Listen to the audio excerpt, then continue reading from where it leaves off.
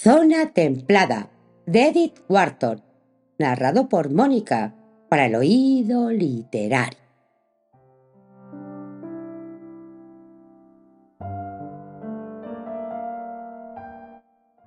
Capítulo 1. De viaje, señor, anunció con sequedad una doncella desde el umbral de la casa de la señora Donald Paul en Kensington, y añadió al ver que la mirada del joven William French se deslizaba por encima de su hombro a lo largo de una estrecha y convencional perspectiva de paneles blancos y grabados en negro. Si desea dejar algún recado por escrito.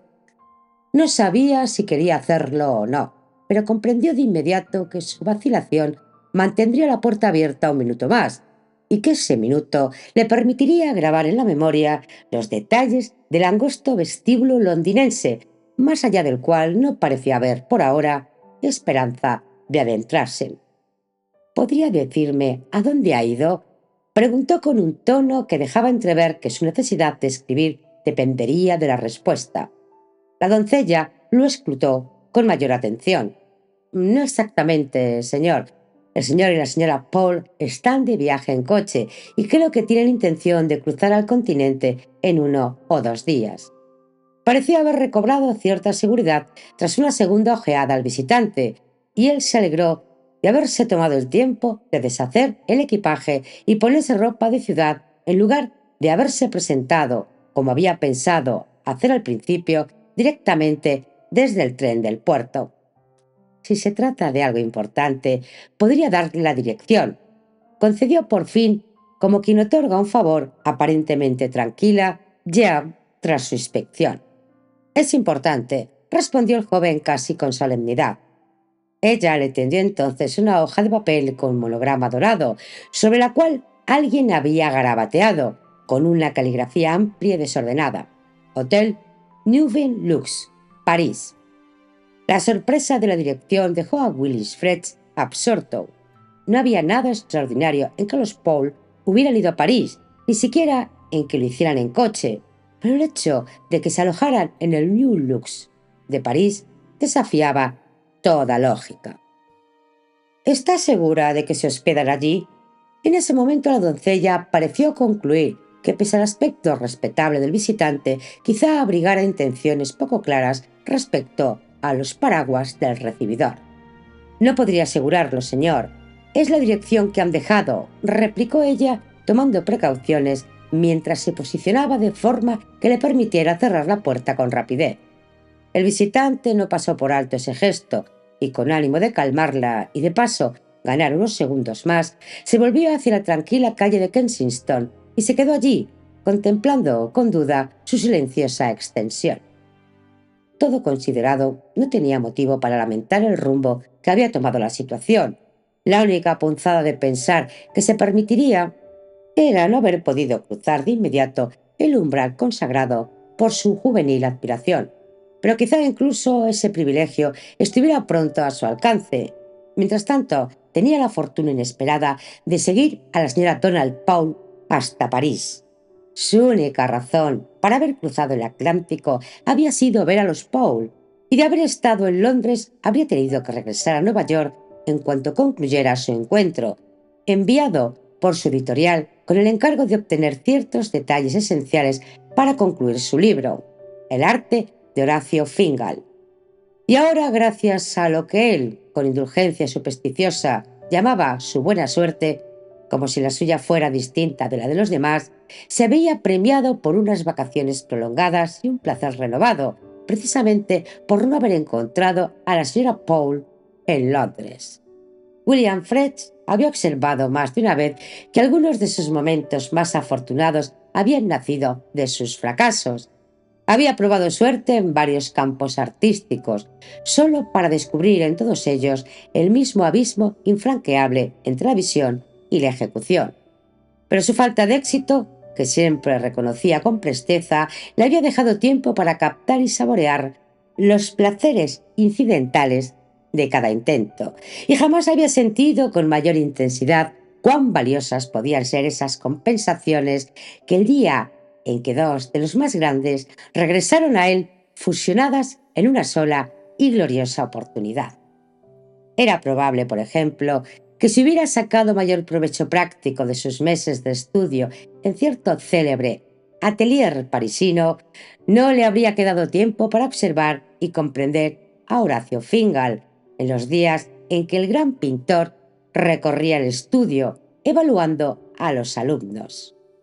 Del mismo modo que si hubiera escrito mejor poesía, la señora Morland, con quien su antigua amiga Lady Bradhurst le había conseguido pasar un domingo en el campo, quizá le habría ofrecido, durante su larga charla confidencial, menos de aquella mezcla de dulzura compasiva y sabia franqueza que tanto le había ayudado.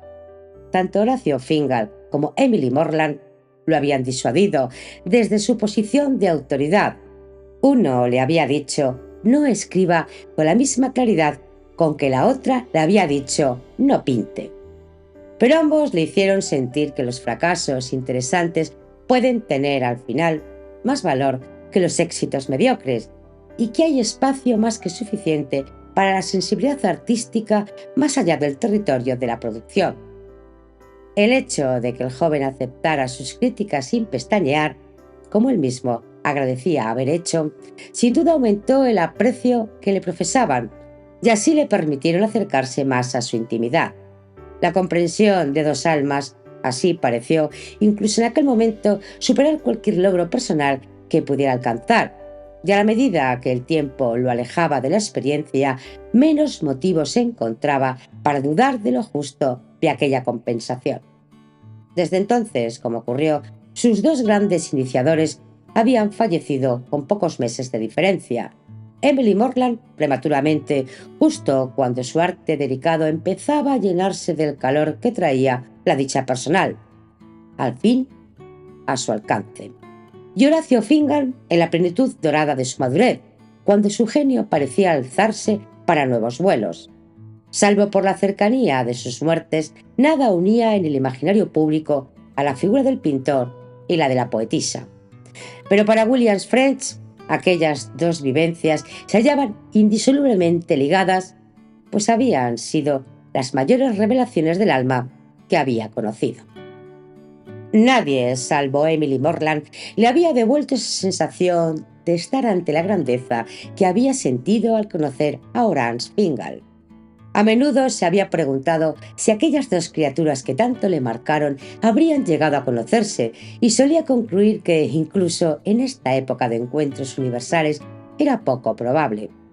Fingal, tras marcharse de Estados Unidos hacia sus 40 años para instalarse en París, rara vez se había alejado de Francia, salvo por breves visitas a su país natal, y la señora Morland, cuando al fin logró escapar del aislamiento gris de una rectoría en Staffordshire y establecerse en Londres, solo había salido de allí para 1 o 2 viajes de vacaciones a Italia. Además, nada podía ser más distinto que la actitud mental y la disposición general de ambos artistas. Lo único que compartían era esa aureola inconfundible del genio. Las especulaciones de French sobre cómo habría sido un encuentro entre ellos siempre le llevaba a la conclusión de que no se habrían llevado bien. Sus respectivas emanaciones se habrían neutralizado y sospechaba que a ambos les faltaban los rasgos complementarios necesarios para tender un puente entre sus naturalezas. Y ahora, sin embargo, el azar había unido sus nombres ante la posteridad por el hecho de que la viuda de uno se había casado con el prometido de la otra. Los breves encuentros de Fred con Fingal y la señora Morland le habían dejado una intensa curiosidad por conocer más acerca de sus historias personales, y cuando su editor le propuso escribir un libro sobre el pintor, su primer pensamiento fue que aquella era la oportunidad perfecta para arrojar luz sobre ambos y de un solo golpe, a través de la mujer que había sido la mayor influencia en el arte de Fingal y del hombre para quien Emily Morland había escrito sus poemas más sublimes. Que Donald Paul hubiera conocido y desposado a la viuda de Horacio Fingal era uno de los hechos en los que más le gustaba detenerse con deleite imaginativo. Resultaba extraño, sí, que aquellos dos guardianes de memorias ilustres, para quienes cualquier otro matrimonio habría supuesto una degradación, hubieran hallado el único modo de mantenerse en lo alto, y resultaba casi igual de extraño que su inspiración se convirtiera, ahora, en la gran oportunidad de Willis French. Desde el primer momento, el asombro de esta circunstancia se le hizo evidente al tener que preguntar por la señora Paul en lo que había sido la casa de la señora Morland.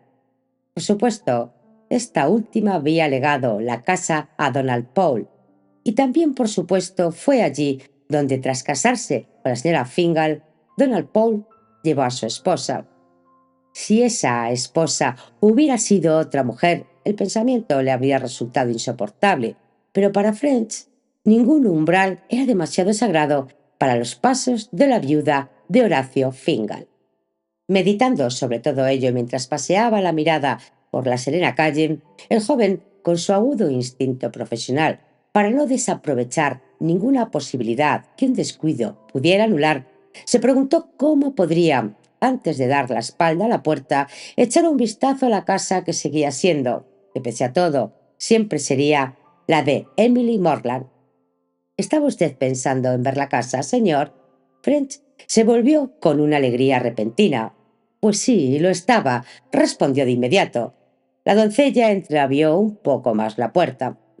Claro que en rigor debería traer una tarjeta del agente, pero la señora Paul dijo que si alguien mostraba verdadero interés, ¿puedo preguntarle si conoce a la señora Paul? El joven bajó la voz con reverencia. No, pero conocía a la señora Morland. La doncella pareció pensar que no había entendido bien la pregunta. Tras un momento de reflexión, replicó: No me suena ese nombre. Se miraron a través de una distancia imposible de medir, y Willis French no encontró respuesta. ¿Qué demonios puede creer que quiero ver la casa por...? Se preguntaba. Su siguiente pregunta se lo aclaró. Si es algo urgente, señor. Otro vistazo al corte de su chaqueta pareció animarla y retrocedió lo justo para que él pudiera poner un pie en el vestíbulo. ¿Sería para alquilar o para comprar?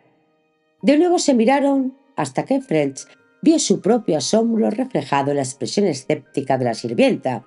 Entonces comprendió de golpe la verdad.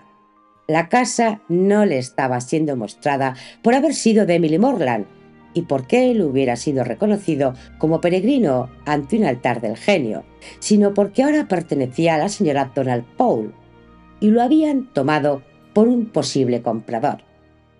Toda su desilusión acudió a sus labios, pero la prudencia lo contuvo. Comprendió que si mostraba su sorpresa, quizá perdiera la oportunidad.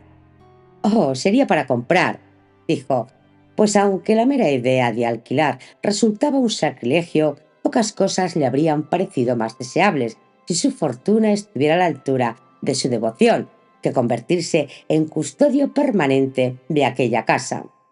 Ese pensamiento dio tal convicción a sus palabras que la doncella cedió un poco más. «El salón está por aquí», dijo mientras él se descubría respetuosamente.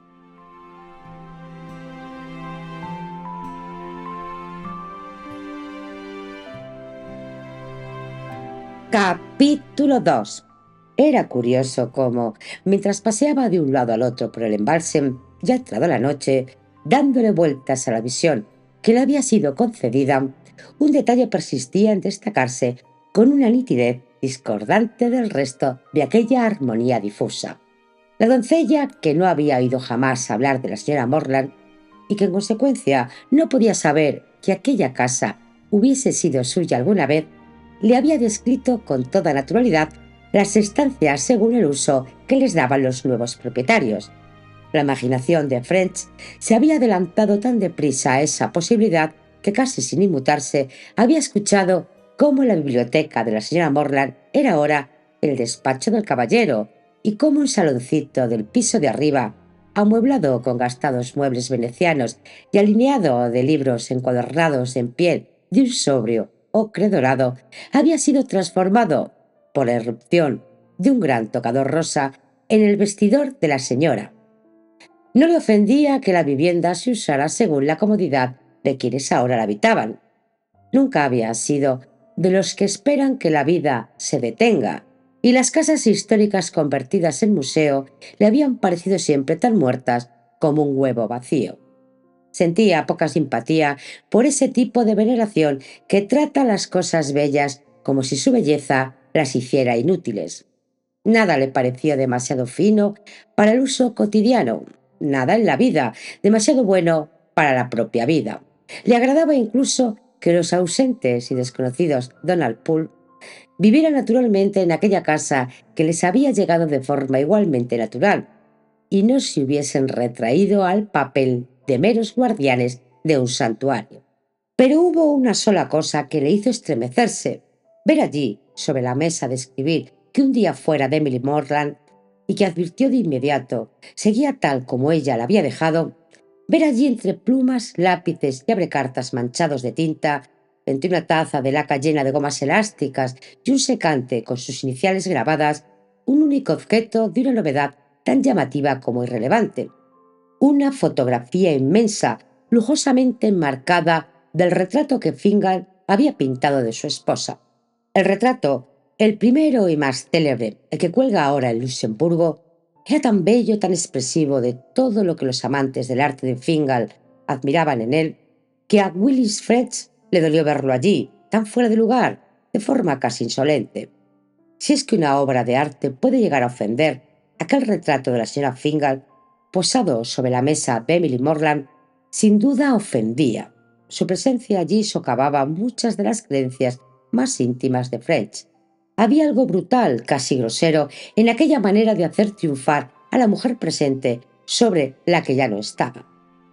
Habría sido distinto, lo comprendió de inmediato, si Emily Morland hubiese vivido lo bastante como para casarse con el hombre al que amaba. Entonces la mujer muerta y la viva se habrían enfrentado en pie de igualdad. Pero Emily, para asegurar sus escasos 2 años de dicha, tuvo que desafiar las convenciones y afrontar el escarnio. Cuando por fin, liberada del yugo de un matrimonio infeliz, alcanzó Londres y la libertad, no fue sino para descubrir que el reverendo Ambrose Morland, informado de su deseo de volver a casarse y de su innegable derecho a divorciarse, se declaraba, por motivos religiosos, incapaz de otorgarle ese permiso. Nunca intentó una huida sensacionalista de esa situación, tal vez porque el hombre al que amaba era más joven que ella, y eligió no reclamarlo abiertamente, no hipotecar su porvenir.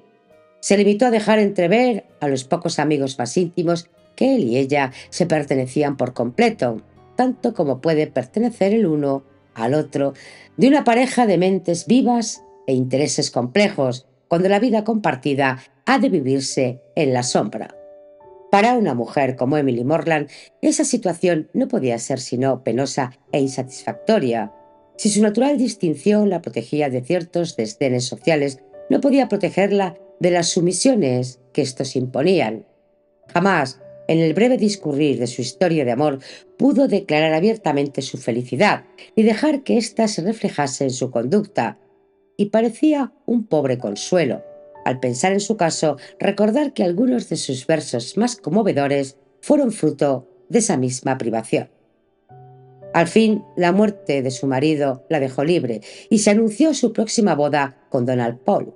Pero su salud ya se resentía y pocas semanas después moría también ella, mientras Donald Paul pasaba desapercibido entre la multitud que rodeaba su tumba, detrás de los parientes de los Morland, que con cierta generosidad, se dijo, habían subido desde Stamfordshire para el funeral de la mujer que había traído escándalo y gloria a su apellido. Así, trágicamente, sin alzar la voz, se apagó la vida de Emily Morland, y ahora, en la casa donde ella y su amante compartieron sus breves horas de intimidad, en la misma mesa sobre la que ella se había sentado a escribir y había dejado imperecedera la huella de su amor, Él había puesto el retrato de la otra mujer, de su sucesora, la mujer a quien se le había dado aquello único que a Emily se le fue negado. Bueno, eso también era la vida, supuso French, el giro implacable y continuo de la rueda. Si tan solo, sí, ahí residía la herida más profunda. Si tan solo el rostro que había ocupado su lugar no fuese tan distinto del que fue desplazado. Al contemplar la imagen de la señora Fingal, ¿cómo no recordar la primera vez que vio a Emily Morland? ¿Cómo no revivir aquella súbita decepción de sus expectativas cuando la única mujer a la que no había prestado atención al entrar en el salón de Lady Blackford, aquella mujer de tez apagada, cabello sin gracia y vestido deslucido, resultó ser su inmortal? Más tarde, por supuesto, cuando comenzó a hablar y él pudo asomarse al mundo profano de sus ojos, su rostro adquirió una belleza tan serena como una escultura antigua, cuya grandeza, una vez tocada por la imaginación, hace que toda gracia superficial parezca trivial. Pero seguía siendo cierto que era, en términos convencionales, poco agraciada y que su sucesora era hermosa. Y dolía ver ese rostro perfecto, tan elocuente, tan pleno de sí mismo, ocupando el lugar donde Emily Morland, para hacer visible su belleza, había tenido que vestirla de poesía. ¿Qué no habría dado ella, se preguntó French, por dejar que su rostro hablase por ella, aunque solo fuera una vez? El sentimiento de injusticia era tan vivo en él que al regresar a su hotel se dirigió de inmediato a su baúl, sacó el último volumen de la señora Morland y se sentó a releer los célebres sonetos de amor. Era como si quisiera compensarla por el agravio al que acababa de asistir, aún sin quererlo. Al día siguiente, cuando emprendió el viaje a Francia, su ánimo había cambiado. Después de todo, la señora Morland había tenido sus compensaciones. Había sido inspirada, lo cual, bien mirado, vale más que ser la fuente de inspiración. Y además, su propia aventura estaba ya casi al alcance de la mano, y él estaba en esa edad en que cada momento parece extenderse hasta el horizonte. El día era espléndido, y mientras permanecía en la cubierta del vapor, viendo desvanecerse los acantilados blancos, la figura de la señora Morland fue cediendo paso en su pensamiento a la de la sucesora. Recordó el día en que la señora Fingal le había mirado por primera vez desde el retrato que su esposo pintó de ella, tan frágil, tan pálida bajo el esplendor sombrío de su cabello, y cómo le contaron que aquella visión súbita había sacado al pintor de su largo eclipse. Fingal la había descubierto entre las alumnas de uno de los estudios parisinos que visitaba esporádicamente. La había rescatado de dificultades económicas y se había casado con ella pocas semanas después de conocerla. French conocía la historia por boca de Lady Blackford, auténtica enciclopedia de biografías ilustres. La pobre Bessie Reg, había dicho, una niña americana abandonada en alguna madriguera de las praderas y enviada a aprender arte. Creo que no tenía parientes propios. La gente de su pueblo, conmovida, le reunió dinero para el pasaje y para 2 niños en el barrio latino. Después se suponía que viviría de la venta de sus cuadros. Y de pronto se cruza con Fingal y descubre para qué ha nacido de verdad. Hasta aquí Lady Blackford resultaba tan satisfactoria como siempre lo era cuando se mantenía en el terreno de los hechos, pero no sabía nada de sus amigos salvo lo que les había sucedido, y cuando se le preguntaba cómo era realmente la señora Fingal, se volvía vaga y ligeramente irritable. Oh, bueno, él la transformó, claro. Para empezar, le enseñó a peinarse de otro modo. Imagínate, antes se ahuecaba el flequillo. Y cuando íbamos al estudio, siempre vestía cosas orientales maravillosas.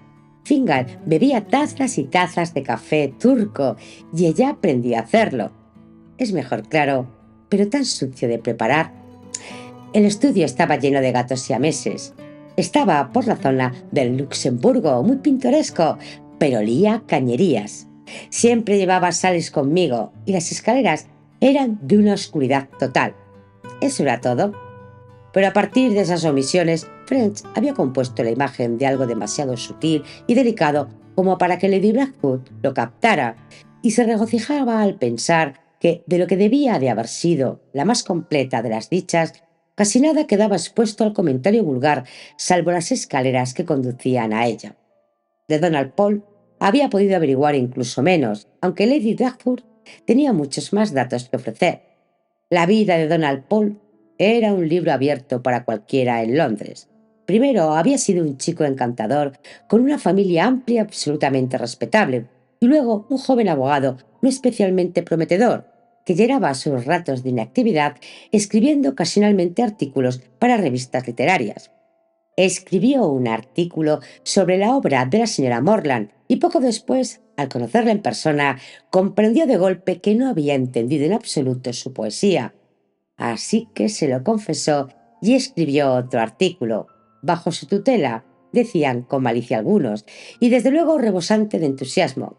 Había quien aseguraba que fue eso lo que la hizo enamorarse de él, pero Lady Blackburn opinaba que seguramente fue más bien por su aspecto físico, con lo cual French, por principios generales, tendía a coincidir. ¿Qué clase de aspecto?, preguntó él. Oh, como un retrato antiguo, ya sabes. Y en ese estadio difuso quedó la imagen de Donald Paul. French, a pesar de una exhaustiva búsqueda, ni siquiera había logrado encontrar en qué publicaciones habían aparecido los famosos artículos sobre los versos de la señora Morland. Y arrojar luz sobre ese detalle era uno de los muchos pequeños logros que ahora esperaba obtener. Mientras tanto, acomodado en su sillón de cubierta, estaba tan absorto elaborando su propia imagen de la pareja hacia la que se dirigía, que apenas reparó en la figura esbelta de un viajero de rostro cetríneo y agudo, con una pequeña barba oscura que rondaba cerca, como esperando ser reconocido.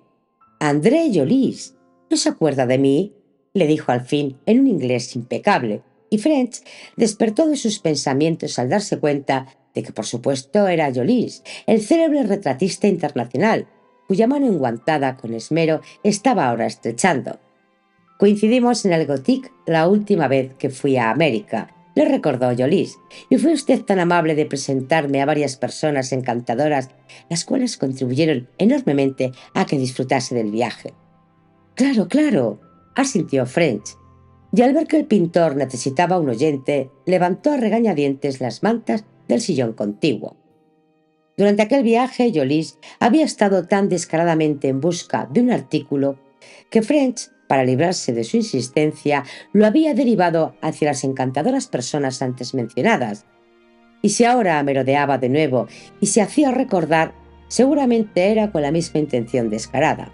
Pero French estaba más decidido que nunca a no celebrar un arte como el de Jolis, y para cortar de raíz una posible nueva petición, consiguió, al responder a una pregunta sobre a qué se dedicaba, mencionar casualmente que había abandonado la crítica de arte para escribir libros. El retratista fue demasiado educado como para dejar caer el interés visiblemente ante semejante anuncio, demasiado educado incluso como para no preguntar con fingida curiosidad cuál era el tema de la obra en la que French trabajaba en ese momento. «Horacio Fingal», murmuró como si la aridez de la tarea le impresionara mientras le inspiraba lástima. «Fingal, Fingal», repitió con el rostro incrédulo vuelto hacia French mientras sacaba un cigarrillo de un estuche dorado tan plano como un sobre. French le devolvió la sonrisa. Le encantaba, le daba una nueva sensación de la importancia de su tarea, saber que Jolis, a pesar del salto póstumo de Fingal a la fama, aún lo consideraba de ese modo. Y entonces, con un sobresalto de asombro, recordó que los dos artistas debían haberse conocido, al menos haberse cruzado en la vida agitada y promiscuamente concurrida del París de los pintores. La posibilidad era tan rica en humor que no pudo evitar preguntarle: «¿Debió de cruzarse alguna vez con Fingal? Supongo, ¿no?». Monsieur Jolis se encogió de hombros. «Desde hacía años no. Era un salvaje. No tenía sentido de la solidaridad. Y envidioso». El artista agitó la mano enjollada que sostenía el cigarrillo. ¿Qué culpa tenía uno de vender más cuadros que él? Pero para él, pobre diablo, era como bilis y ajenjo. Claro que ahora vende, carísimo, tengo entendido. Pero eso es lo que pasa cuando un hombre fracasado muere, los marchantes lo aprovechan y le construyen una reputación artificial, solo que no dura. Más le vale terminar su libro pronto. Ese tipo de celebridades se desinfla como una pompa de jabón. Perdóneme, añadió con un toque de compunción medida, por hablar así de su compatriota. Fingal tenía aptitudes, inmensas sin duda, pero ni técnica ni sentido de la belleza, ninguno en absoluto. French, encantado, dejó que aquel comentario siguiera fluyendo, incluso sintió la necesidad de estimularlo. ¿Y qué me dice de su retrato de su esposa? Seguro que lo conoce.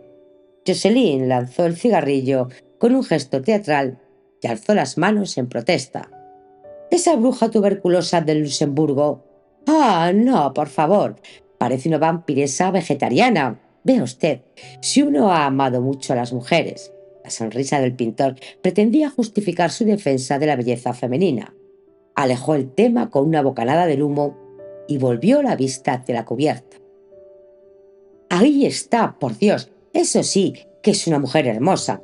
Allí, con la capa de Marta y los baúles de viajes relucientes. Un ajuar de luna de miel, quizá. Si su pobre Fingal hubiera tenido la suerte de pintar aún así, me encantaría tener la oportunidad yo mismo. French, siguiendo su mirada, vio que se posaba en una mujer joven, alta y elegantísima que se acomodaba en un sillón de cubierta con la ayuda de una doncella atenta y un camarero solícito. Un joven de igual estatura y casi superior en elegancia se acercó para cubrir con una manta las relucientes puntas de sus botas antes de sentarse a su lado. Y French tuvo que admitir que como ornamento pasajero la dama justificaba toda la atención recibida. Parecía en verdad moldeada por la naturaleza para salir en uno de los lienzos de Jocelyn, tan completamente encarnada en el tipo de belleza que él se había propuesto inmortalizar. Resultaba irritante que unos ojos como lagos sombríos y una boca como una flor tropical encajaran también en ese molde tan superficial, pero la admirada tenía el aire de llevar sus rasgos como sus ropas simplemente porque estaban de moda, no porque fueran parte de su ser. Su mundo interior era seguramente bastante menos complicado que su precioso exterior. Un estado, imaginó French, de buen humor fácil y apático, animado ocasionalmente por el deseo de un cigarrillo y por un tenue disfrute de las palabras de su acompañante. French se había preguntado desde niño qué se dirían los amantes olímpicos de las ilustraciones de moda. Ahora lo sabía. Decían, se acercó más para oírlo. ¿Enviaste el telegrama para reservar el compartimento? No he visto mis palos de golf desde que embarcamos. Espero que Marshall haya traído suficiente de esa crema nueva para la cara. Y finalmente, tras una pausa, sé que Gwen me dio un libro para leer al empezar, pero no consigo recordar dónde lo he metido. También era curioso que, siendo tan jóvenes y tan guapos, ambos rondando la cuarentena con holgura, esta pareja deslumbrante resultara de un modo indefinible y anticuada, igual que el arte de Jocelyn. A pesar de sus atuendos a la última, parecían pertenecer a una época anterior al triunfo de lo desgarbado y lo lánguido, como si su elegancia hubiera permanecido demasiado tiempo en el capullo y su florecimiento tardío tuviera un leve tinte de marchitez. French reflexionó sobre todo esto mientras escuchaba las conjeturas de Jocelyn sobre la clase y nacionalidad de la pareja y finalmente, ante la insistente pregunta de ¿pero de dónde crees tú que vienen?, respondió un poco impaciente. «Oh, de la Rue de Pays. Claro». Estaba cansado del tema y de su interlocutor y quería volver a sus pensamientos sobre Horacio Fingal.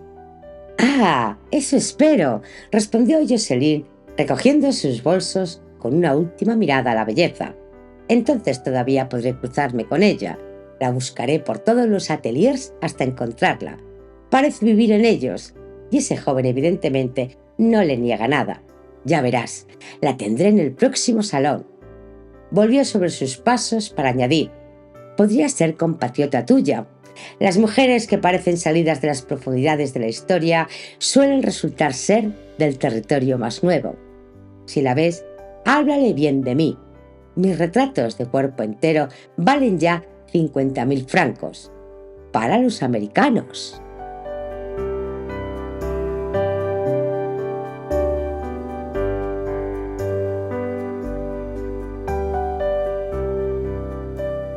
Capítulo 3. Durante toda aquella primera tarde en París, la visión de su libro fue creciendo y tomando forma en la mente de French. Por mucho que amara la gran ciudad, nada de lo que pudiera ofrecerle se comparaba en ese momento concreto con el éxtasis de recogerse por completo en el santuario de sus propios pensamientos. Al día siguiente, vería a la viuda de Horacio Fingal y tal vez lograra dar con la clave de aquel laberinto. Esa cuestión misteriosa y perturbadora sobre la relación entre la experiencia personal del artista y su expresión ideal. Intentaría intuir cuánto de la señora Fingal, más allá de sus rasgos, había quedado impreso en la pintura de su marido. Y tan solo meditar en esa posibilidad era ya adentrarse de lleno en el corazón del tema. El arte de Fingal había empezado, por fin, a ser reconocido, sinceramente por unos pocos, aunque sin duda la mayoría arrastrada por los motivos que Jocelyn había señalado con desdén. Y aunque a French le resultara insoportable pensar que el esnobismo y la codicia eran los pilares de la ovación general a su ídolo, no podía olvidar que a esos mismos bajos resortes debía él la ocasión de entonar su propio panegírico. Era porque la muchedumbre de repente quería saber qué decir cuando se mencionaba a Fingal. A que Wills French se le brindaba la oportunidad de decírselo. Con qué miserables escombros se levantaban los templos de la fama. Sí, pero las generaciones futuras revestirían su fachada con mármoles duraderos, y a French le tocaba el privilegio de colocar la primera losa. Mientras cavilaba, el joven se perdía en los caminos seductores y desconcertantes de su plan. La manera concreta de abordar la obra de un hombre dependía, claro está, de cuánto se relacionaba con su vida privada y de la posibilidad de acceder realmente a ella. La vida de Fingal había sido obstinadamente hermética y apartada. ¿Querría su viuda que siguiera siéndolo? ¿O comprendería que cualquier intento serio de analizar un arte tan complejo y personal debía empezar por un examen respetuoso de la personalidad del artista? Y comprendería sobre todo cuán reverente sería la mirada de French y consentiría en guiarla e iluminarla por el bien de la gloria de su marido. Su actitud, lo sabía él bien, dependería mucho de la suya, de que supiera encontrar las palabras adecuadas y el tono convincente. Casi habría querido rezar por una señal, por una luz sobrenatural que le dijera qué debía decirle. Ya entrada la noche, al apartarse de la ventana abierta sobre la ciudad palpitante, murmuró para sí: me pregunto por qué demonios empezaremos a hablar. El salón de la señora Fingal en el Hotel Nubius Lux de París estaba vacío cuando lo hicieron pasar, aunque una nota amistosa le había asegurado que estaría allí a las 5. Pero no le molestó que se retrasara, porque la habitación tenía sus propios secretos que revelar. El más llamativo era una gran fotografía de un apuesto joven enmarcada con un marco que French reconoció al instante como gemelo del que había visto sobre la mesa del escritorio de la señora Morland. Bueno, era natural y hasta encantador que los recién casados eligieran el mismo marco para los retratos del otro, y no había nada ofensivo para la memoria de Fingal en que la imagen de Donald Paul fuese el objeto más visible del salón de su esposa. Solo que, si ese era realmente Donald Paul, ¿dónde lo había visto ya?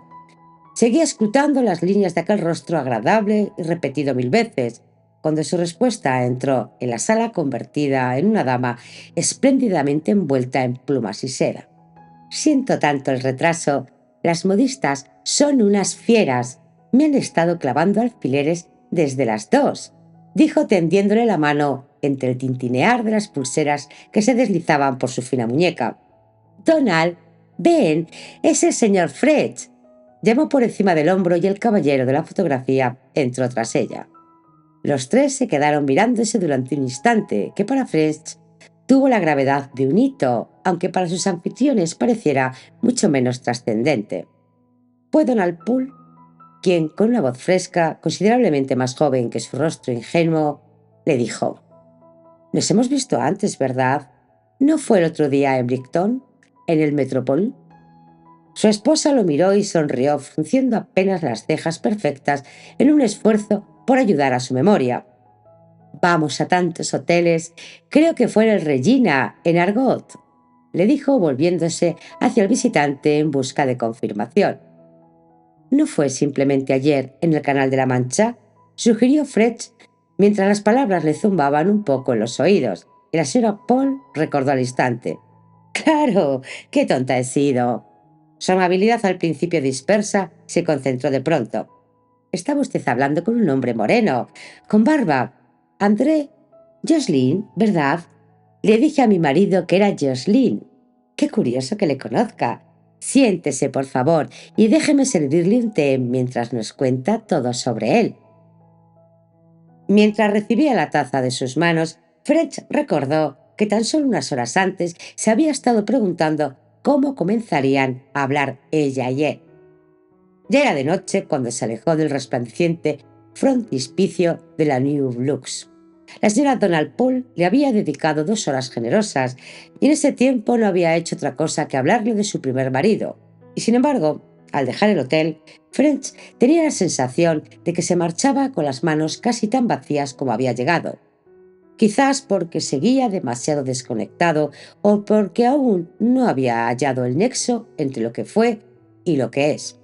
Solo había conseguido extraer un residuo íntimo de toda aquella abundancia. A su primer deber, comprendía ahora, si quería avanzar en aquel enredo, era reajustar su perspectiva, intentar ver las cosas desde otro ángulo. La única impresión nítida que conservaba era que la señora Paul le había encantado que él hubiera ido a París a verla, y que era intensamente feliz, aunque con cierta inocencia, consciente de la importancia de su visita. La ingenuidad, en realidad, parecía ser un rasgo dominante. En sus grandes ojos de esfinge brillaba una conciencia tan límpida como la de un niño. Pero algo descubrió muy pronto. Sentía verdadera admiración por la grandeza de su primer marido. En eso no necesitaba que nadie la convenciera. Incluso sorprendió a French, sentado frente a ella bajo los espejos indiscretos y el dorado sillón del hotel, escuchar en sus labios ecos de un escenario completamente distinto. Pero poco a poco comprendió que las palabras que usaba no tenían para ella un significado real, sino más bien simbólico. Eran como las etiquetas misteriosas con las que los anticuarios marcan sus tesoros. Sabía que su marido había sido orgulloso y solitario, que pintaba solo para sí y que despreciaba absolutamente la popularidad, pero se alegraba de que por fin se le estuviese reconociendo ese tipo de prestigio que incluso a él le habría importado. Y cuando French entonces interrumpió con cierto impulso de justificarse, él no sabía que hasta ahora se hubiera escrito gran cosa sobre él, que a él le hubiera gustado, claro. Ella abrió un poco más sus insondables ojos y contestó: «Oh, pero si los marchantes están literalmente peleándose por sus cuadros». El impacto fue duro, pero French logró reponérselo bastante como para entender que no hablaba movida por la codicia, sino que simplemente aplicaba la única medida de grandeza que conocía. Durante la vida de Fingal había aprendido la lección, y sin duda la había repetido con precisión. Su afán por ser exacta era, de hecho, entrañable. Pero ahora que él ya no estaba, su enseñanza se había mezclado con otras fórmulas, y ella estaba tranquilamente convencida de que en cualquier arte la prueba definitiva de grandeza era convertirse en un éxito de ventas. Claro que él era su peor enemigo, suspiró. Incluso cuando alguien iba a comprar, conseguía desanimarlo, mientras que ahora... En el primer escalofrío de su desilusión, French pensó por un instante en huir. La señora Paul le había prometido toda la documentación que necesitara. Había respondido con generosidad, fijando citas y ofreciendo materiales con entusiasmo. Pero todo en él se resistía a repetir la experiencia que acababa de sufrir. ¿Qué sentido tenía volver a verla, aunque entre sus planes figurase una visita al antiguo estudio de Fingal? No le había revelado absolutamente nada sobre Fingal, y en cambio le había dicho demasiado sobre sí misma. y ni siquiera había necesitado abrir sus hermosos labios para lograrlo. De camino al hotel de ella, French se había detenido en el Luxemburgo y había vuelto a llenar los ojos con la célebre imagen de la musa. Todo aquello que, según se decía, había hecho por el genio de Fingal parecía arder en las profundidades de aquel rostro sereno. Era como un manantial inagotable de belleza, una quieta laguna de la que la imaginación podía sacar sin cesar nuevos tesoros. Y ahora, junto a esa visión ideal que había pintado el artista, colgaba la suya propia, la visión de una belleza demasiado sonriente, rodeada de cristales y oropeles, absorbida por modistas y localidades de teatro, y que afirmaba el genio de su marido en términos de subastas y cotizaciones bursátiles. A la porra. ¿Qué puedo sacar de ella? Me vuelvo directamente a Nueva York. Resolvió de pronto el joven con una determinación que incluso lo empujó precipitadamente de vuelta a su hotel. Pero justo en el umbral, otro pensamiento lo detuvo. Horacio Fingal no era el único objeto de su peregrinaje. También había venido a París con la esperanza de saber algo más de Emily Morland. Claro que no había confesado ese propósito en el New Luz. No era el momento adecuado para revelar que su búsqueda tenía dos caras, pero la evidente simpatía de Donald Paul lo convencía de que no encontraría mayor dificultad en obtener de él toda la luz que estuviera en su mano a ofrecer.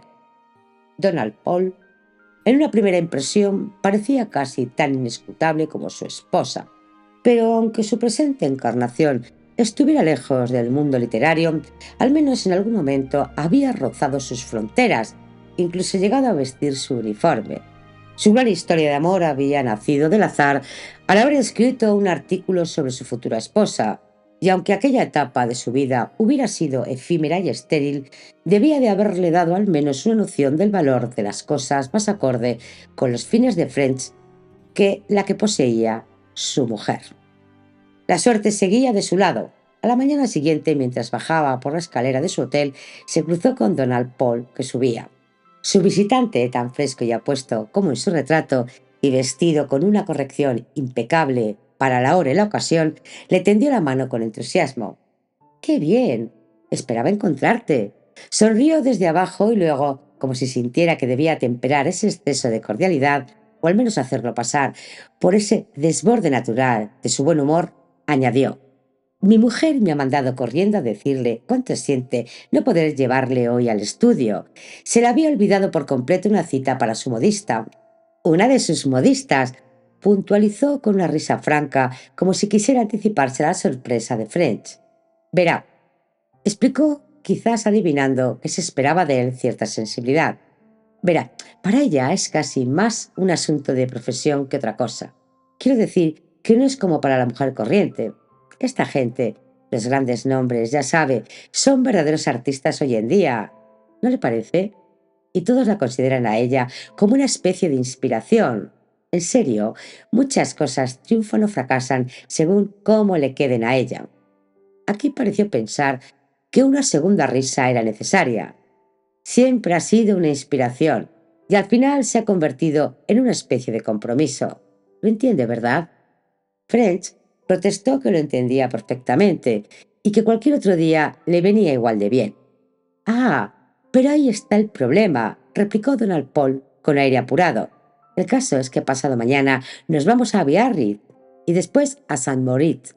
No volveremos por aquí, supongo, hasta bien entrada la primavera. Y claro, sus planes... Ah, que vuelve a América la próxima semana. Vaya, eso sí que es una faena. Frunció el ceño con una ansiedad juvenil y transparente. Y mañana, bueno, ya sabe, lo que suele ser el último día de una mujer en París, cuando ha tenido solo 3 para hacerlo todo. ¿Le parecería terrible, digo completamente inadecuado, que le ofreciera llevarle yo al estudio? Se sonrojó un poco, no tanto por la intrusión de su propia figura en el escenario de la vida de su predecesor, como por su conciencia de no poder hablar de Horacio Fingal de una forma que pudiera interesar mínimamente a Willis French. Claro, prosiguió, voy a ser un sustituto pésimo. Sé tan poco en cualquier sentido. Nunca lo conocí. Confesó como si se excusara por una falta imperdonable. Ya sabe cómo se encerraba en sí mismo. como un salvaje. Pobre Bessie, podría contarle algo sobre eso. Pero se detuvo en seco ante ese resbalón personal y dejó que su sonrisa interrogante y su actitud de disposición dijeran el resto por él.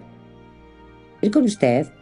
Pero por supuesto, será un placer», respondió French, y una luz de alivio brilló en los ojos diáfanos del señor Paul. Muy amable de su parte. Y claro, ella luego podrá darle todos los detalles. Me encargó de decirle que si no le importa volver a última hora de la tarde, estará lista para contestarle cualquier pregunta. Está más que acostumbrada a eso, por supuesto. Aquello le provocó un leve escalofrío a French, esa insinuación de respuestas pulidas a fuerza de repetición. Sabía, por supuesto, que tras la muerte de Fingal se había producido un aluvión de artículos en los periódicos y revistas de arte de medio mundo, y que su libro tenía precisamente el objetivo de corregir errores y suplir omisiones. Pero resultaba desalentador, otra capa de desencanto sobre su entusiasmo. Era desalentador sentir que la información de la señora Paul, ya de que por sí era escasa, había sido despojada de toda espontaneidad, que no hacía más que recitar lo que otros le habían sugerido con anterioridad y lo que ellos mismos esperaban oír. Quizá el señor Paul leyó en su rostro ese atisbo de desencanto y lo malinterpretó, porque añadió: «Y se imagina cuánto me incomoda intentar hablarle de Fingal». Su modestia era desarmante. French respondió con sinceridad: «Le aseguro que no deseo otra cosa más que ir con usted». Y Donald Paul, que evidentemente estaba acostumbrado a suponer que los sentimientos ajenos eran tan sinceros como los suyos, recuperó enseguida su jovialidad juvenil. «¡Estupendo! ¡Taxi!», gritó, y allá fueron.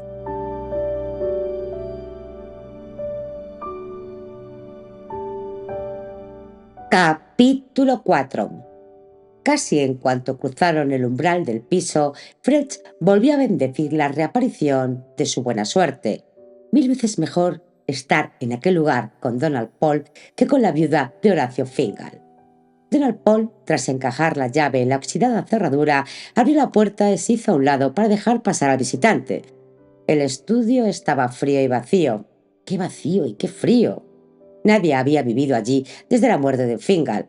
Durante los primeros meses, su viuda había utilizado el espacio para almacenar los cuadros, y solo ahora que los últimos habían sido vendidos o distribuidos entre los marchantes, el piso había pasado a manos de una agencia inmobiliaria, igual que la casa de la señora Morland en Kensington.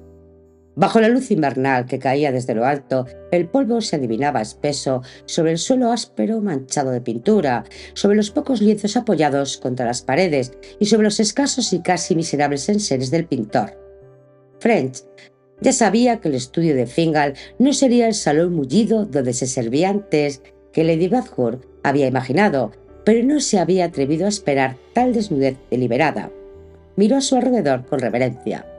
Donald Paul permaneció en silencio, luego soltó una de sus risas tímidas. «No hay ningún rincón acogedor, ¿eh? Casi parece que lo despejaron para un combate de boxeo». French se volvió hacia él. «Y así fue, cuando luchó con el ángel hasta el alba». La mirada abierta de Paul se veló un instante por una vaga perplejidad, y por un solo segundo French se preguntó si su metáfora habría sido interpretada como una alusión a la anterior señora Fingal, pero enseguida los ojos de su interlocutor se iluminaron. «Ah, claro, ya entiendo, como aquel, ¿cómo se llama? En la Biblia, ¿verdad?». Se detuvo y luego reanudó con impulso. «Me gusta esa idea, ¿sabe? Él sí que luchaba con su trabajo. Bessie dice que podía pintar una cosa más de 20 veces. 30 si hacía falta. Era algo que sacaba de quicio a sus modelos. Supongo que por eso tardó tanto en alcanzar el éxito». Su mirada parecía buscar en French una confirmación de aquella interpretación algo osada. «Unas de las razones, sí», asintió French. Sus ojos recorrían con lentitud y avidez la vastedad de aquella estancia tan helada. Advirtió de inmediato que en la descripción del lugar hecha por Lady Hatburn, lo único cierto eran las escaleras negras que conducían hasta allí.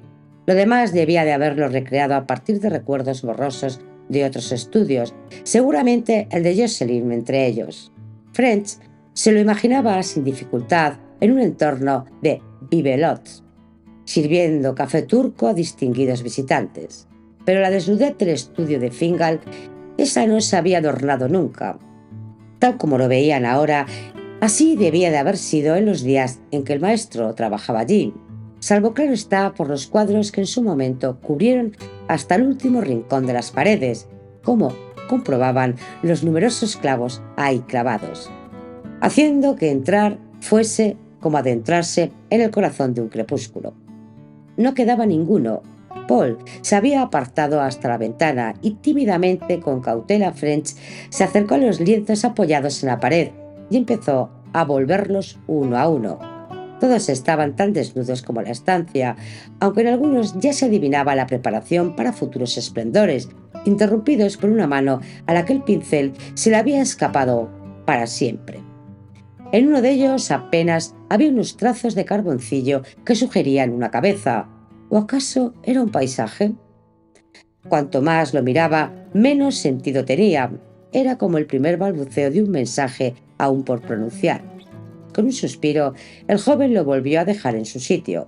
Le habría gustado más que casi cualquier otra cosa el descubrir allí, bajo el techo de Fingal, aunque fuera uno solo de sus cuadros. Le gustaría ver las demás habitaciones.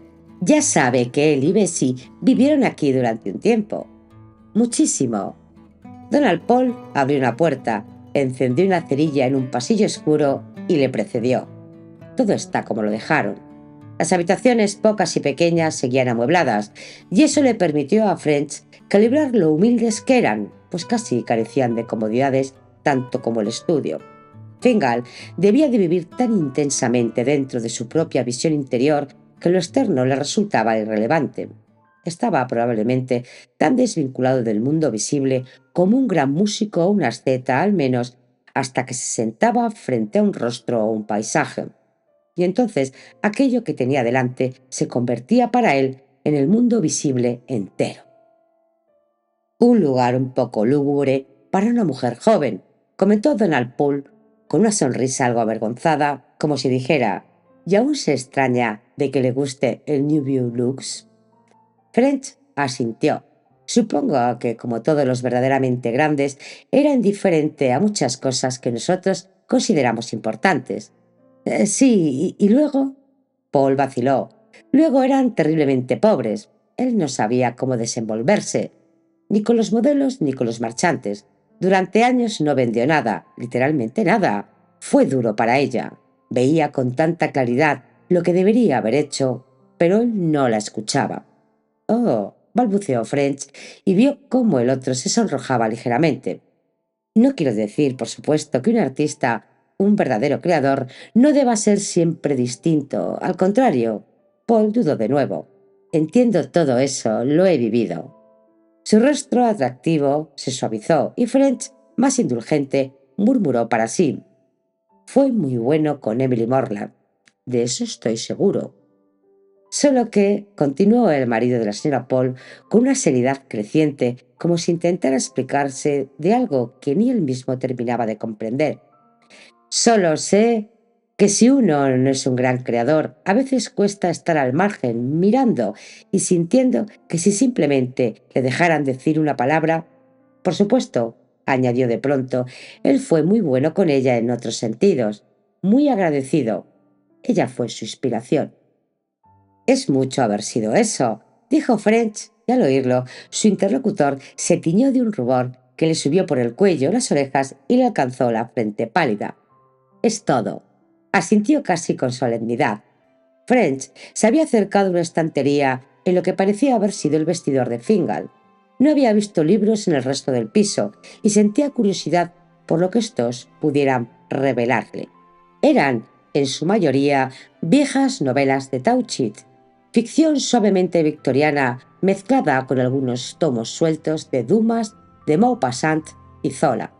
Pero bajo una pila suelta, el crítico, con el corazón acelerado, descubrió un cuaderno de bocetos raído. La mano le temblaba al abrirlo, pero sus páginas estaban en blanco y pensó con ironía que, de no haberlo estado, los marchantes no la habrían dejado allí. «Han revisado este sitio con lupa», murmuró para sí. «¿Qué ha encontrado?», preguntó Donald Paul acercándose. French siguió hojeando mecánicamente las páginas en blanco hasta que su mano se detuvo en una llena de puntos, diagramas y anotaciones en letra pequeña y apretada. La caligrafía de Fingal. «Té de señoras», rezaba enigmáticamente el título, con una fecha al pie, y en la página siguiente, bajo el encabezado «Para té de señoras», que destacaba una sola figura, la de una mujer vestida con descuido, sentada en una butaca baja, una taza en la mano, mirando hacia arriba, como si fuera a responder a alguien aún no esbozado. El dibujo, hecho con 3 tizas sobre fondo gris, estaba trazado con rapidez, pero con minuciosa atención, una de las piezas ligeras y perfectas que solían caer en las manos de Fingal como pétalos sueltos de un gran árbol en flor. La actitud de la mujer transmitía un interés ardiente, desde el avance torpe de su pie mal calzado hasta la inclinación de la cabeza y el brillo en sus gafas. Todo en ella parecía animado por una descarga de ideas. ¿Quién estaría hablándole y qué le estaba diciendo? Fue el primer pensamiento que el pequeño dibujo provocó en French, pero apenas le cruzó la mente porque en el acto reconoció el retrato. Levemente caricaturesco, sí, pero vivo, humano, incluso tierno, de la persona a quien menos esperaba encontrar allí. Entonces sí que le conocía, exclamó en un arranque de triunfo, olvidando la presencia de su acompañante. Se sonrojó al darse cuenta de su desliz y le tendió el cuaderno. Donald Paul contempló la página. ¿Quién? ¿Ella? French se quedó perplejo. Allí estaba Emily Morland, vibrando en cada trazo con vida, sonido y color. French podía casi oír su voz recorriendo alegremente sus inflexiones, y junto a él estaba su amante, sin reconocerla. «Ah», balbuceó Paul al fin. «Quiere decir», volvió a mirar, «¿cree que es la señora Morland?» Sin esperar respuesta, clavó en French sus grandes ojos juveniles y exclamó de pronto: «¿Entonces la conoció?» «Oh, solo la vio una vez, solo una». French no pudo evitar darle cierto énfasis al «una vez». Pero Donald Paul aceptó la respuesta sin incomodarse. «Y con solo una vez. Aún así la reconoció. Supongo que está más acostumbrado que yo a la forma de dibujar de Fingal. ¿Cree que era bueno con los parecidos?» «Ahora sí lo veo claro, pero vamos, yo lo llamaría caricatura, ¿no?» «¿Y qué importa eso? ¿Quiere decir que le parece muy logrado?» «Me parece magnífico», exclamó French con emoción. El otro seguía mirándole con esa expresión ingenua, aunque con un asomo de expectación. A French le recordó la calidez contenida, casi exagerada, de su saludo en las escaleras del hotel. «¿Qué es lo que quiere de mí? ¿Por qué quiere algo?» «Tampoco sabía», prosiguió Paul, «que ella y Fingal se conocieran. Alguien debió traerla aquí, supongo. Es curioso», reflexionó aún sosteniendo el cuaderno. «Y tampoco sabía que usted la conociera», añadió. «Oh, ¿cómo iba a saberlo? Probablemente ella misma ni se dio cuenta. Pasé un día con ella en el campo, hace años. Naturalmente, no lo he olvidado». Los ojos de Donald Paul seguían suplicando de forma velada. «Eso es maravilloso». «¿Qué? ¿Que uno no olvide haber conocido a Emily Morland?», replicó French con una sonrisa que no pudo reprimir. «No», respondió el amante de Emily Morland con sencillez. «Me refiero a la coincidencia. Verá, había decidido pedirle que...» Se interrumpió bajando la vista hacia el dibujo, como si buscara allí la claridad que tantas veces habría hallado. «El caso es que voy a escribir su biografía. Me dejó todos sus papeles. Supongo que ya sabe todo eso. Es un encargo, una especie de misión sagrada, pero al mismo tiempo es una empresa abrumadora. Y ayer, al oír lo que estás planeando con Fingal, me di cuenta de lo poco que he reflexionado en serio sobre el libro, de lo mal preparado que estoy, de la enormidad que supone emprender algo así. Antes escribiría algo, sí, pequeñas reseñas de ese tipo de cosas, pero ya he perdido la práctica y además esto es completamente distinto. Y ahora, bueno, mi tiempo ya no es solo mío. Así que decidí consultarle y pedirle ayuda, toda la que esté dispuesto a darme. Su sonrisa era irresistible. Se lo pregunté a Betsy y pensó que lo entendería. ¿Entenderlo? Repitió French casi sin aliento. ¿Entenderlo? Verá, prosiguió Paul con prisa. Hay montones y montones de cartas. Sus cartas maravillosas. No me refiero... Su voz tembló levemente. No me refiero solo a las que me escribió a mí, aunque algunas de esas, bueno, ya juzgará usted mismo, pero también muchas otras que todo tipo de gente me ha enviado. Al parecer todo el mundo guardaba sus cartas, y estoy absolutamente desbordado. Terminó imponente, a menos que usted quiera ayudarme. La voz de French era tan temblorosa como la suya. A menos que quiera, no hay nada en el mundo que habría deseado más, si hubiera podido imaginarlo. ¿De veras? La voz de Paul recuperó su tono cotidiano con un evidente alivio. Claramente no estaba preparado para tanto entusiasmo. Es increíblemente generoso por su parte, tan generoso que no sé ni cómo agradecérselo. Hizo una pausa, aun con la mano entre las páginas del cuaderno de bocetos. De repente lo abrió de nuevo y volvió a mirar el dibujo y luego a French. Mientras tanto, si de verdad le gusta este dibujo, ¿le gusta? Sonrió incrédulo e inclinó la cabeza para observar más de cerca la hoja. Sí, ahí están sus iniciales. Pues eso lo hace aún más. Arrancó la página y se la tendió a French. Tómela, por favor. Ojalá tuviera algo mejor de ella para darle, pero no queda literalmente nada más, salvo la preciosa fotografía ampliada que se hizo para mí el año en el que nos conocimos. Y eso, por supuesto.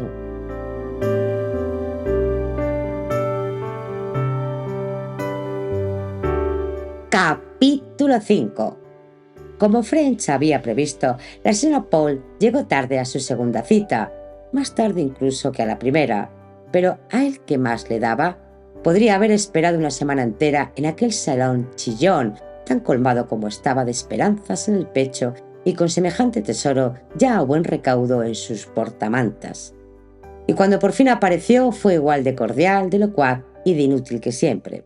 La gran dificultad, claro, era que ella y su marido se marchaban de París en breve y que French, por su parte, tenía órdenes de regresar de inmediato a América. La de cosas que podría contarle si tuviéramos tiempo, suspiró con fingido pesar. Pero eso dejó impasible a French, que ya había aprendido cuán poco tenía ella realmente que contar.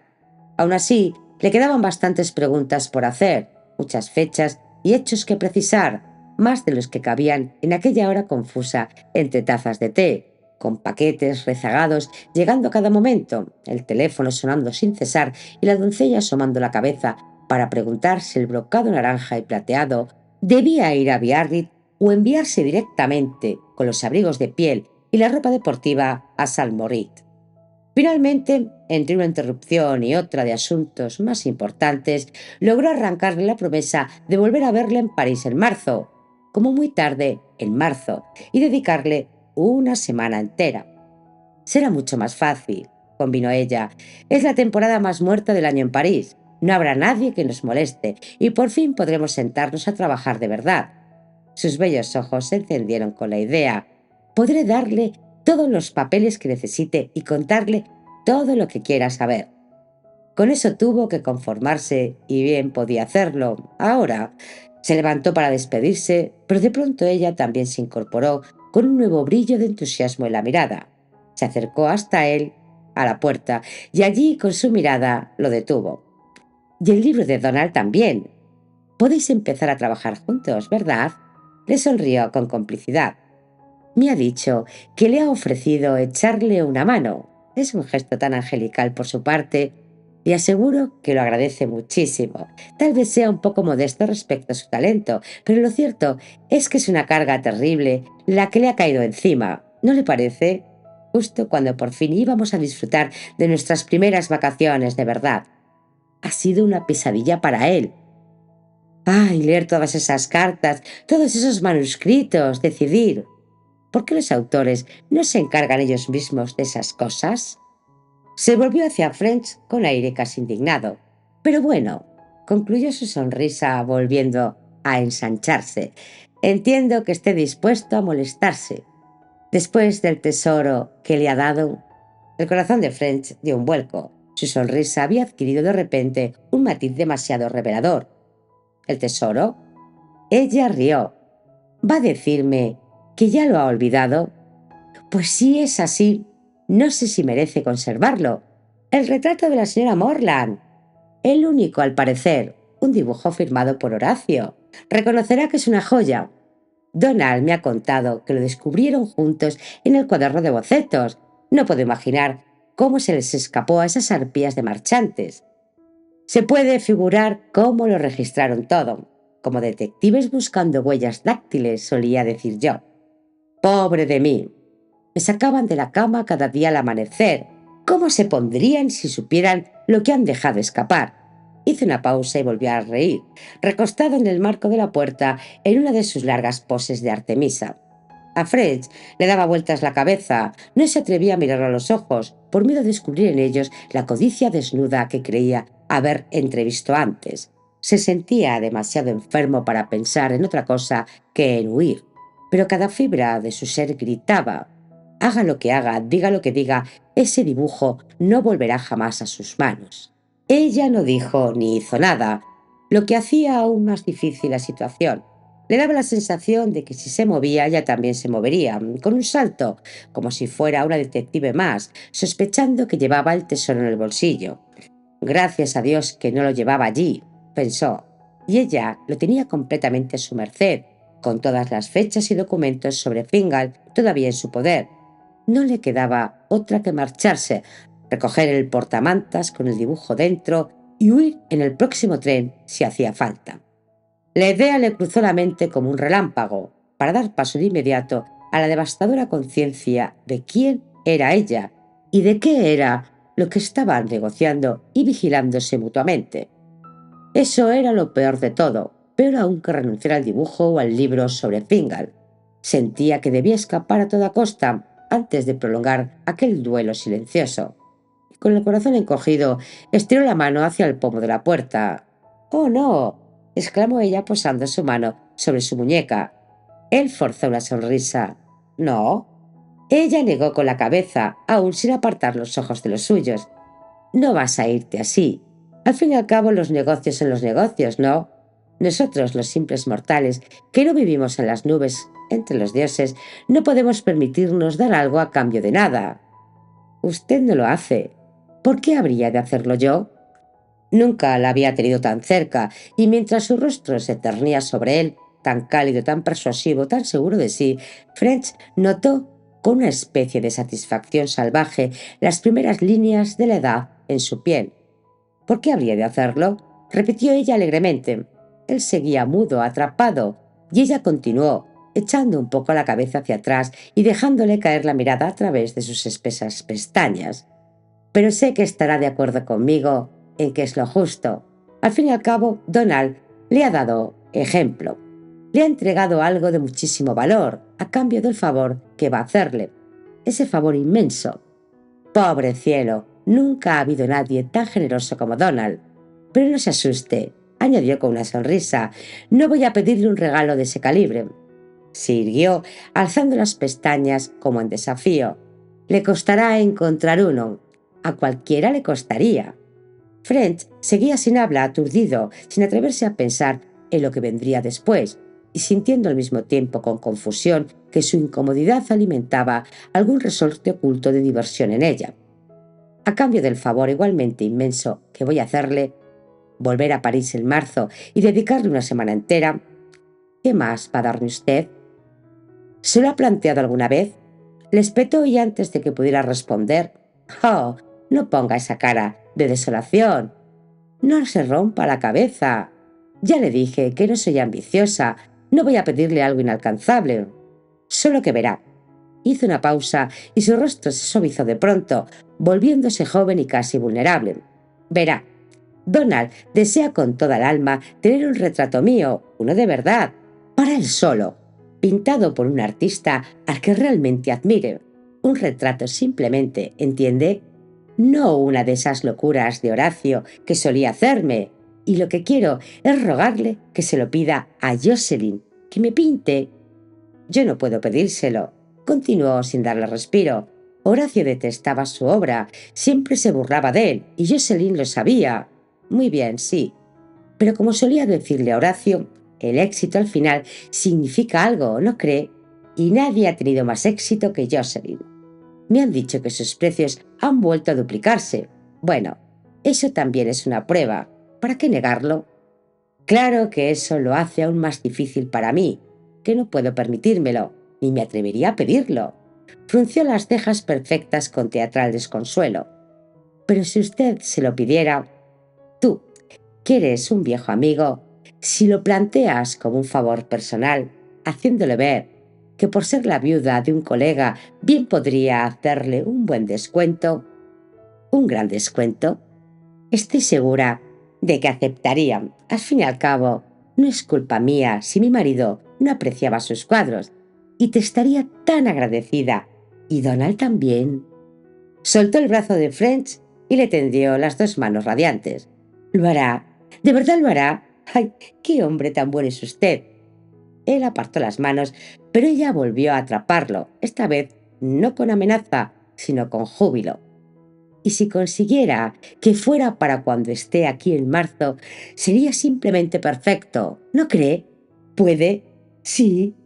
¡Ay, bendito sea! Y que sea de cuerpo entero, ¿eh? Le gritó felizmente desde el umbral. Espero que os haya gustado. Por favor, suscribirse, comentar y dar me gusta. Con ello me ayudas a seguir leyendo historia.